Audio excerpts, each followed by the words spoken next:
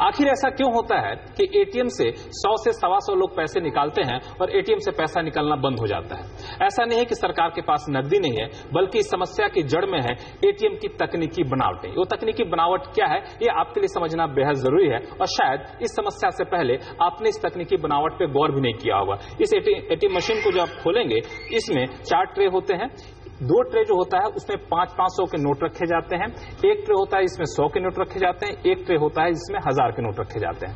अब चूंकि सरकार ने 500 और 1000 के नोटों पर पाबंदी लगा दी है, तो ये जो 3 ट्रे हैं वो बेकार साबित हो गए। यानी इनमें जो पैसे रखे हुए हैं, ये खोल के दिखाइए, इसमें कैसे पहले 500 के नोट के ट्रे खोल के दिखाइए कि 500 के ट्रे वाले नोट में कैसे पैसे रखे जाते हैं। और इसमें आप देखेंगे तो बड़े दिलचस्प तरीके से यहाँ ये पैसा रखा हुआ है, इसको निकालिए बाहर। हाँ, ये पैसे हैं, लेकिन इस पैसे का अब कोई काम नहीं रहा, क्योंकि इस पैसे पाबंदी लग गई। आपके दबाने के बावजूद, बटन दबाने के बावजूद एटीएम से ये 500 के नोट नहीं आएंगे। इसको आप ऐसे रहने दीजिए। आप यहाँ पे 1000 के ट्रे निकालिए।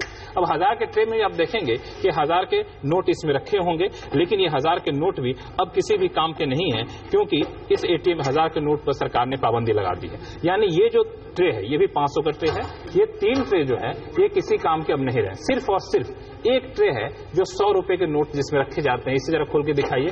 इस ट्रे में जो सिर्फ और सिर्फ 2.5 लाख रुपए रखे जाते हैं। अगर बाकी सभी 4 ट्रे काम करते तो 37 लाख रुपए इस एटीएम में डाले जा सकते थे, लेकिन अब सिर्फ एक ट्रे काम कर रहा है, सिर्फ 100 के नोट रखे जा रहे हैं, तो इसमें मुश्किल से 2.5 लाख रुपए डाले जाते हैं। एक शख्स एक बार में करीब 2000 रुपए निकाल सकता है। यानी 100 से 125 लोग जैसे ही एटीएम से पैसे निकालेंगे, ये ट्रे खाली हो जाता है और इस ट्रे को दोबारा भरने की जरूरत पड़ती है। अब सवाल ये उठता है कि आखिर इस समस्या का निदान कैसे होगा।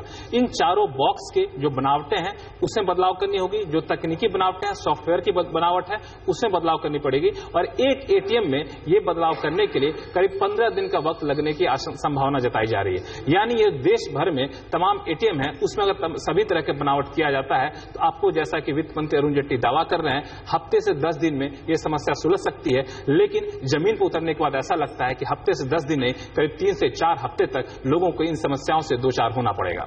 लक्ष्मण रॉय, दिल्ली।